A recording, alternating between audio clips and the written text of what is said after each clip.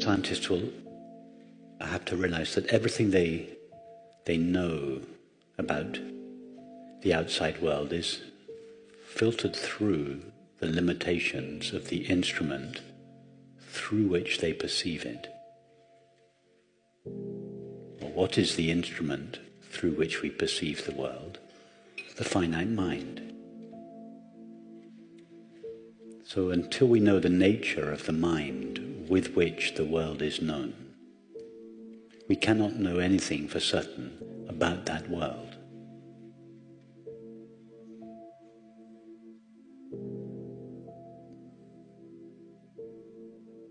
We cannot be sure, for instance, that the limitations that we attribute to the world are not part of the perceiving faculty. If we were to remove the perceiving faculty, namely the mind, what would remain of the world? We don't know, because we can't. The only way we can perceive the world is through the mind.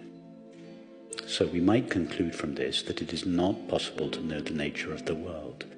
That would be true except for one fact, that we emanate from the world. We are part of the world.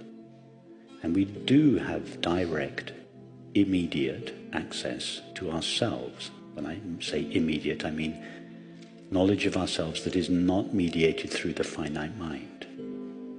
So the only element of the world that we can know, the thing in itself, as Kant called it, is the knowledge of ourself. And sooner or later, scientists must realize this. So just one thing to add to that. Of course, if we investigate the nature of ourself, we arrive at consciousness. So is this what, I'm not sure that it was Einstein, who was it that said that consciousness is fundamental? I thought it was Schrödinger. And anyway, whoever it was, it's not quite enough to say that consciousness is fundamental, because panpsychists also believe that consciousness is fundamental. Panpsychism, from pan meaning everything and psyche meaning mind or consciousness, panpsychists, which is the kind of cutting edge of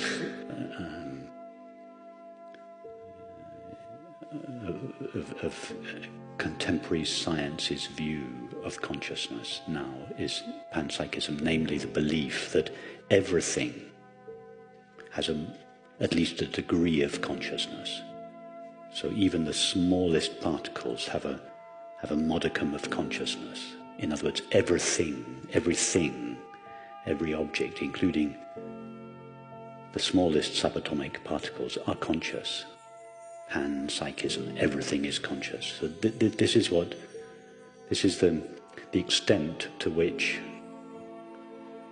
not really scientists, but scientists and philosophers of mind have incorporated consciousness in their model of the reality. But it's a mistake, and the reason they've made a mistake is that they've started with their matter model. That's the model they start with, and then they realize that consciousness is this awkward phenomenon that is not cannot be accounted for under the conventional materialist model. So to accommodate consciousness in their model, they've stuck with the materialist model and added consciousness to it.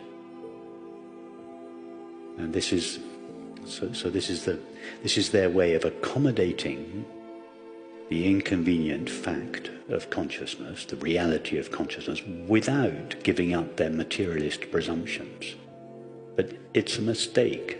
You have to give up the matter model. You have to start from scratch, not start from the matter model and add consciousness to it.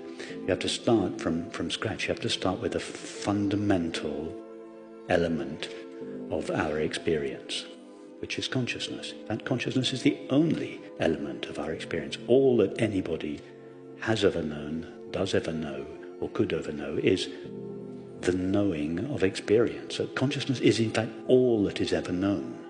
So why build a model of reality that starts with matter, which is an abstract category of experience that is supposed to exist outside consciousness, that nobody has ever found or could ever find, and then try to derive consciousness from matter?